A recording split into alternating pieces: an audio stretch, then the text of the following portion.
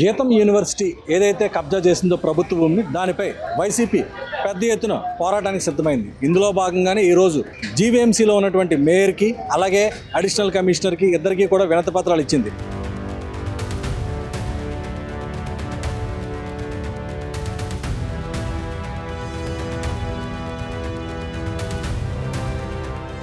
ఏదైతే 30వ తేదీన GVMC standing committee కౌన్సిల్లో ఏదైతే ఎజెండాగా పెట్టారో, ఏదైతే అంటే గీతం యూనివర్సిటీ ఒక భూములు రెగ్యులర్ చేసే ప్రయత్నంలో భాగంగా కౌన్సిల్లో పెట్టడం జరిగింది. దాన్ని ఖచ్చితంగా నిలుపుదల చేయాలని చెప్పి మొదటి విడతగా ఈరోజు విజ్ఞాపన పత్రం ఇవ్వడం జరిగింది. తర్వాత అప్పటికీ కూడా కనుక ఆ ఎజెండా నుంచి తొలగించకపోతే మాత్రం ఖచ్చితంగా దీనిపై పెద్ద ఎత్తున పోరాటానికి సిద్ధమవుతామని చెప్పేసి ఇప్పుడే ఎమ్మెల్సీ బొత్స సత్యనారాయణ ఇంకా వైసీపీ నేతలంతా కూడా పెద్ద ఎత్తున ఇక్కడ చెప్పడం జరిగింది. ఈ రోజు నుంచి వైసీపీ ఏదైతే గీతం యూనివర్సిటీపై పోరాటం ప్రారంభించిందో ఇది మొదటి విడతగా జరిగిన కార్యక్రమం కూడా స్పష్టంగా చేశారు. ముందు ఇంకా దీనిపై ఇంకా మరింత తీవ్ర పరిణామాలు ఉంటాయన్నారు. ఎందుకంటే ముఖ్యమంత్రి చంద్రబాబు నాయుడు తన కుటుంబం అంతా కూడా విశాఖలో ఉన్నటువంటి భూములన్నీ కూడా కబ్జా చేస్తున్నారని ప్రధానంగా పెద్ద ఎత్తున ఆరోపణ కూడా చేయడం జరిగింది. దీనిపై అవసరమైతే న్యాయ పోరాటం కూడా చేస్తామని చెప్తున్నారు. ఎందుకంటే 54.79 సెంట్లు భూమిని కబ్జా చేయడం అంటే మామూలు విషయం కాదు. ఇది కొన్ని వేల కోట్ల రూపాయలకు సంబంధించింది. ప్రజాధనాన్ని ఈ విధంగా దోపిడీ చేయడం అంత మంచిది కాదని చెప్పి ప్రధానంగా ఆరోపిస్తున్నారు. ఇందులో భాగంగానే ఈరోజు జీవీఎంసీలో ఏదైతే ఉన్నారో అడిషనల్ కమిషనర్ అలాగే మేయర్ని కూడా కలిసి విజ్ఞాపన పత్రం ఇచ్చారు. రానున్న రోజుల్లో దీనిపై కార్యాచరణ ప్రకటించడం కూడా జరుగుతుందని కూడా బొత్స సత్యనారాయణ స్పష్టం చేశారు.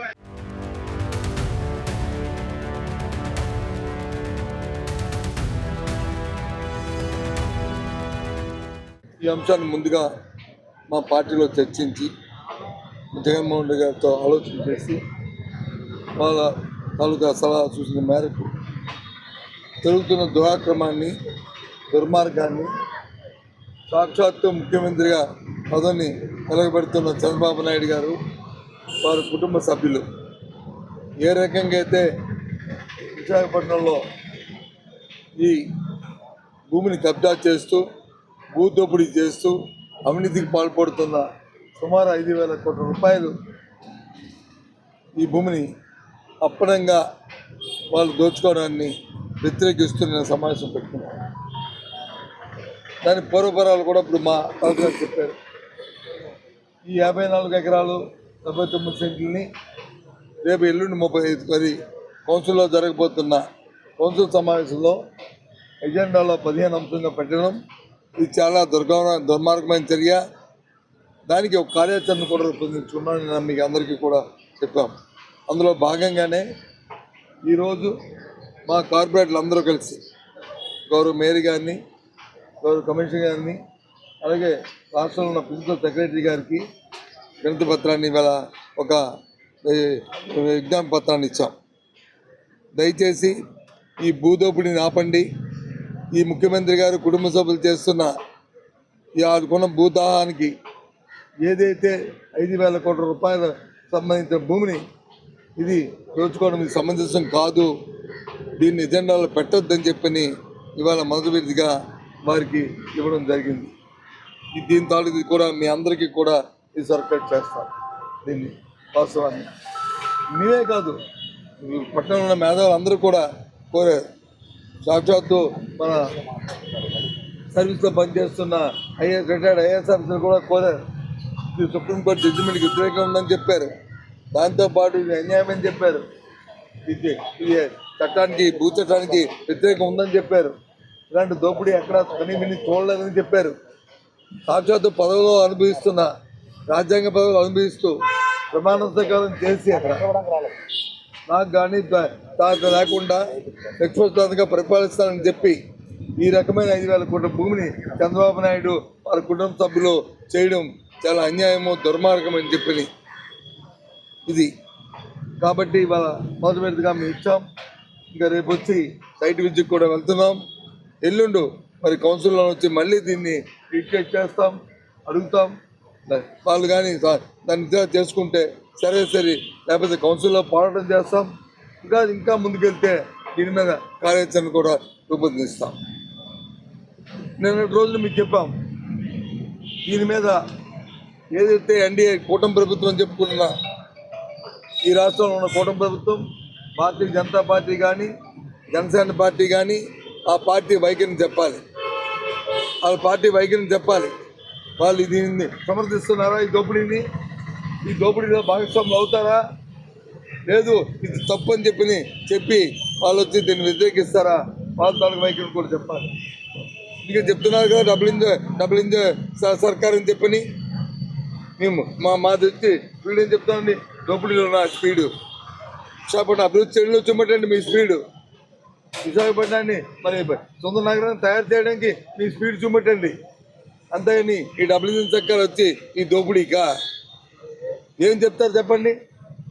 భారతీయ జనతా పార్టీ నాయకులు ఏం చెప్తారు? జనసేన నాయకులు ఏం చెప్తాడు? డిప్యూటీ సీఎం ఉన్న పవన్ కళ్యాణ్ గారు మీరు ఏం చెప్తారు దీని మీద? చెప్తే నీతి కబుర్లు చెప్తుంటారు కదా, నీతి మాటలు చెప్తుంటారు కదా. ఏమది? ఇది నీతా, ఇది అవినీత? చెప్పండి మీరు. ఇది నీతా? ఇది 5,000 కోట్ల రూపాయల ధనాన్ని ఇచ్చి ప్రభుత్వ భూమిని మీరు దోచుకోవడం అనేది నీతా? ఇదేనా సంబంధించిన ఇందుకైనా ప్రజలు మీకు ఓటిచ్చింది? ఇలాంటి కార్యక్రమాలు చేయడానిక? ఈ ధర్మం ఇది. అందుకే మేము వైఎస్ఆర్సీ పార్టీ తరఫున దీన్ని మేము వ్యతిరేకిస్తున్నాం. ఈ విశాఖపట్నంలో ఉన్న ఈ భూదండాన్ని, భూదోపిడీని, దీన్ని అడ్డుకోవడానికి ప్రయత్నం చేస్తున్నాం. ఇది సమంజసం కాదు, ఇది న్యాయం కాదు. ఇలాంటి కార్యక్రమాలు జరగకూడదు. మేము ఎప్పుడు అధికారంలో ఉన్న ఇలాంటి కార్యక్రమాలు, ఇలాంటి దోపిడీల్ని, ఇలాంటి వాటిని ఎప్పుడు మేము ప్రోత్సహించలేదు, ఎప్పుడు చేయలేదు. ఇక్కడ ఉన్న ఏ ఒక్కరిని కూడా వేరే చూపెట్టడానికి మా దగ్గర ఏమీ లేవు. అడగండి ఇక్కడ ఉన్న వాళ్ళు ఎవరైతే అందరం ఉన్నాం. ఇక్కడ ఉన్న వాళ్ళు కార్పొరేటర్ కానీ, లేకపోతే ఎమ్మెల్సీ కానీ, మీరు కానీ, లేదా రాజుగారు కానీ, మేము అందరం ఉన్నాం. ఈ ప్రాంతంలో పుట్టాం, ఈ ప్రాంతంలో పెరిగాం. కానీ ఏంటిది? ఓ సెంటా, 2 సెంటా, లేకపోతే ఓ చిన్న ఎంక్రోచ్మెంటా? రెగ్యులేషన్ ఏం చేస్తారండి? ఏదైనా ఇల్లు కట్టుకున్నప్పుడు పక్కన వచ్చి ఒక సెంటో, 2 సెంటో, గజమో, 10 గజాలు ఉంటే దాన్ని రెగ్యులేట్ చేయని అడుగుతారు. 54 ఎకరాలు ఏకంగా రెగ్యులేట్ చేసిన ధర్మా ఇది? ఇంత దోచుకోవడం న్యాయమా ఇది? విశాఖపట్నం ప్రజలు చూడండి, విశాఖపట్నం ప్రజలు ఆలోచించండి, మేధావులారా ఆలోచించండి. ఇప్పుడు కానీ మన కళ్ళు తెరగకపోతే ఈ చంద్రబాబు నాయుడు కుటుంబం విశాఖపట్నాన్ని పూర్తిగా కబ్జా చేసుకుంటుంది. వాళ్ళకున్న దందాం ఎవరికి లేదు ఈ రాష్ట్రంలో. ఇది మొదటి నుంచి మేము చెప్పుకొస్తున్నాం. అయినప్పటికీ ఇవాళ ప్రత్యక్షంగా వాళ్ళ అధికారాన్ని అడ్డుపెట్టుకొని ఏ రకంగా చేస్తున్నారో ఆలోచించమని కోరుతున్నాం. కాబట్టి దీన్ని ఈ పోరాటంలో ప్రతి ఒక్కరూ కూడా మేధావులు, విజ్ఞులు, సంఘాలు అందరూ కూడా దీంట్లో పాల్గొనాలని కోరుతున్నాం. ఇప్పటికే సిపిఎంతో మా అధ్యక్షులు మాట్లాడుతున్నారు. మా తాలూకా సంఘీభావాన్ని కూడా రిక్వెస్ట్ చేస్తాం. వారు కూడా నిన్న వెళ్ళి వాళ్ళు కూడా దాన్ని వ్యతిరేకించిన విషయాన్ని కూడా మా దృష్టికి వచ్చింది. వారితో మాట్లాడి కలిసి ముందుకెళ్ళడం మాకేం అభ్యంతరం పెట్టడం లేదు. మేము ఈ సమస్యలకి పరిష్కారం కావాలి. అలాగే ఏదైతే భారతీయ జనతా పార్టీ ఎవరైతే సభ్యులు ఉన్నారో అందులో వాళ్ళ నాయకులు ఎవరైతే ఉన్నారో వాళ్ళతో కూడా మాట్లాడతాం. వాళ్ళ నాయకులతో కూడా మాట్లాడతాం. అలాగే ఎవరైతే జనసేన పార్టీ నాయకులు సభ్యులుగా ఉన్నారో వాళ్ళ నాయకులతో కూడా మాట్లాడతాం. దీన్ని సమర్థిస్తారా, ఏం చేయాలని మా తాలూకు అభిప్రాయం చెప్తాం. ఇది ధర్మం కాదని చెప్తాం. వాళ్ళతో కూడా తదుపరి ప్రజలు నిర్ణయిస్తారు. ఈ దోపిడీలో భాగస్వాములు అయితే వారు కూడా దీని దోపిడీలో భాగస్వాములు దోచుకుందాం అనుకుంటే రేపు ప్రజలే దానికి తగిన బుద్ధి చెప్తారు. మరి ఈ విషయాన్ని మీ ద్వారా రాష్ట్ర ప్రజానికి తెలియజేస్తున్నాం. ఇప్పటికైనా సరే ప్రభుత్వం కళ్ళు తెరిచి గౌరవంగా నిజంగా వాళ్ళకి ఈ రాష్ట్రం మీద కానీ, విశాఖపట్నం ప్రజల మీద కానీ, విశాఖపట్నం ప్రాంతం మీద కానీ ఉంటే ఈ సబ్జెక్ట్ని ఏదైతే అంశాన్ని చేసుకోవాలి. నిజంగా నాకైతే నమ్మకం లేదు. ఎందుకంటే చేతికొచ్చిన డబ్బులు ఇచ్చేది అధికారంతో వస్తున్న 5,000 కోట్ల రూపాయలని వదుకోవడానికి వాళ్ళకి మనసొప్పుతుందంటే నేనైతే నమ్మను. ఎందుకంటే తత్వమలారిది. సో కాబట్టి ఇవాళ మా పోరాటాన్ని మాత్రం కొనసాగిస్తాం. అందుకే ఇవాళ వచ్చి గమనించంగా ఇవాళ అధికారులు కలిసి ఈ వినపు పత్రం ఇచ్చామనే విషయాన్ని మీ ద్వారా తెలియజేస్తాం.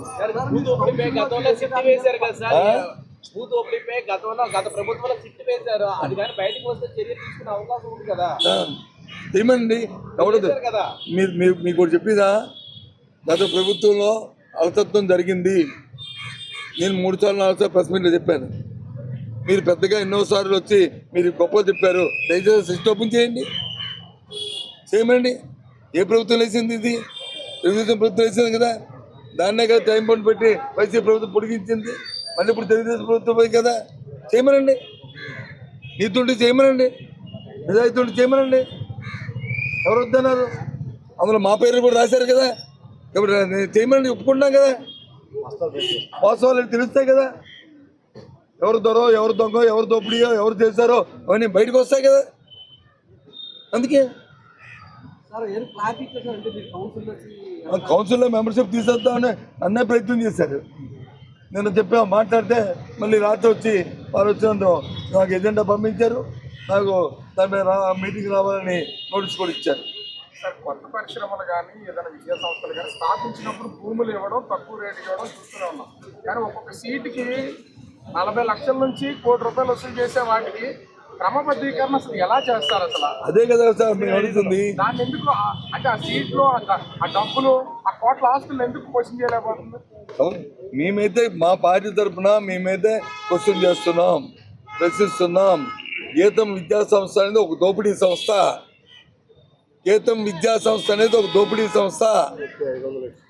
ఆ పేరు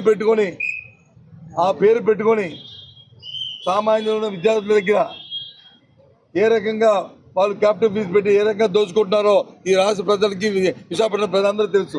నేను దాని మాట కాదు ఇది. స్వయంగా ఆ పార్లమెంట్ సభ్యులే ఆయన ఆంధ్ర యూనివర్సిటీలో గెస్ట్ లెక్చర్కి వెళ్ళి, గెస్ట్ కింద వెళ్ళి, ఒక అద్దె కింద వెళ్ళి ఆయన మాట్లాడిన భాష. ఇక్కడైతే పేదవాళ్ళు చదువుకుంటారు, మా దగ్గర అయితే డబ్బున్న వాళ్ళు చదువుకుంటారు. మరి లక్షల రూపాయలు క్యాపిటల్ ఫీజు కడతారు అని వారు చెప్పిన మాట ఇది. ఇప్పుడే 78 దగ్గర అప్పటికే వచ్చారు. ఇంతేకాదు రాత్రి ఒక ఆఫీసర్ నాకు ఫోన్ చేశారు. రాత్రి ఒక రిటైర్డ్ ఆఫీసర్ వాళ్ళు చెప్పారు 99లోనే గీతంకి వచ్చి మేము వచ్చి సీజ్ చేసి లాక్ వేసామండి, ఇదంతా ప్రభుత్వ భూమి చెప్పి మేము వచ్చి దాన్ని స్వాధీనం చేసుకోవాలని అక్కడ అంటించామండి, వాటికి కావాల్సిన డీటెయిల్స్ అని పంపిస్తాము, అప్పటి నుంచి జరుగుతుంది ఈ భూదోపిడి అని ఒక రిటైర్డ్ ఆఫీసరు చెప్పారు. ఆ రోజు విశాఖపట్నం కలెక్టర్గా నరసింహరావు ఆయన కలెక్టర్గా ఉన్నారండి, ఆయన కోల్ ఇండియా చైర్మన్ చేశారండి, ఆయన కలెక్టర్గా ఉన్నారండి. ఆ రోజు ఒక లోకల్ ఎంఆర్, అక్కడ ఎంఆర్ఓ పేరు కూడా నరసింహరావే, ఆయన ఉన్నారండి, నేను అప్పుడు ఆర్టీఓనండి అని చెప్పిన ఒక రిటైర్డ్ ఐఏఎస్ ఆఫీసర్ వచ్చారు. అది చెప్పారు ఇవన్నీ దాని మీద. సార్ మేము మా తాలూకా రిక్వెస్ట్ని వాళ్ళకి వచ్చి సబ్మిట్ చేసాం. వాళ్ళ నిర్ణయాన్ని వాళ్ళు ప్రకటిస్తారు. వాళ్ళు అక్కడ వచ్చి వాయిస్తో ఏమన్నారా ఏమనలేదా అవి మాకు అప్రస్తుతం. మేము సిస్టమేటిక్గా పద్ధతిగా చట్ట ప్రకారం మా కార్యక్రమాలు జరుగుతాయి. ఈ భూదోపిడిని అడ్డుకోవడమే, చంద్రబాబు నాయుడు కుటుంబం చేస్తున్న ఈ భూదోపిడిని అడ్డుకోవడమే మా తాలూకా ధ్యేయం. ఇది అన్యాయం, ఇది ఒక దుర్మార్గం. ఒక 5 సెంటు భూమిని ఇస్తేనే ఊరిగా అంటారు, ఒక ఇళ్ల స్థలం ఇవ్వడానికే దిక్కులేదు ఈ ప్రభుత్వానికి. అలాంటి వాళ్ళ కుటుంబ సభ్యులకు వచ్చి 5,000 కోట్ల రూపాయలకు సంబంధించిన 54 ఎకరాలని ఏ రకంగా దోచిపెడతారండి? మీకు సంబంధించం అండి. ఏం చంద్రబాబు నాయుడు గారికి ఇదేనా మీకు మీ తాలూకా సీనియారిటీ? ఇదేనా మీ సిన్సియారిటీ? ఇదేనా మీ సీనియారిటీ? నేను ఈ రాష్ట్రంలోనే అందరికంట సీనియర్ అంటావు, ఇదేనా? దీనికోసమా? చెప్పాలి, ముఖ్యమంత్రి స్పందించాలి దీని మీద. ఈ దోపిడీ మీద ఆయన తాను వివరం చెప్పాలి. వేరే సమర్థించుకుంటాడు. ఇదే పైగా కుటుంబం కనుక ఈ దుర్మార్గం కాబట్టి దీన్ని వ్యతిరేకిస్తున్నాం.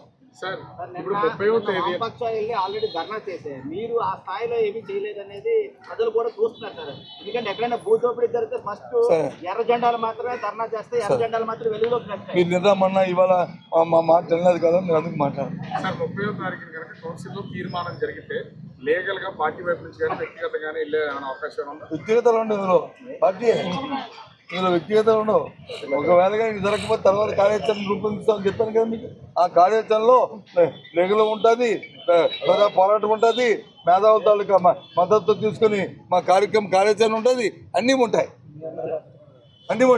చంద్రబాబు నాయుడు తాలూకా కుటుంబం తాలూకా ఈ భూదోపిడిని, ఈ అవినీతిని ఎండగట్టి దీన్ని అడ్డుకోవడమే మా ధ్యేయం. ఓకేనా? సిబిఐ ఎంక్వైరీ కూడా అడుగుతున్నాం. అది ఒక భాగమే. ఇవన్నీ 30 తర్వాత వస్తాయి. ఇవన్నీ 30 తర్వాత వస్తాయి. అలాగే అగ్నేతో మంచి బుద్ధి ఇచ్చి అది ఇంకా చేసుకుంటే సంతోషం. లేనప్పుడు అన్నీ వస్తాయి. ఏమో రాత్రికి వచ్చి అన్నవరం సత్యానంద స్వామి వచ్చి ఆ బుర్రలో దొరి ఈ తప్పులు మన అన్నవరం మనం సత్యానంద కొత్త కథలో చెప్పినట్టు చెప్పి ఇలాంటి నువ్వు విసిరావు అని చెప్పాను అనుకో, ఉదయంకి వచ్చి రాజుగారికి వచ్చినట్టు ఆయనకు కూడా కలొచ్చి ఉదయం మానించడానికి వస్తారు సంతోషం. లేనప్పుడు పోరాటం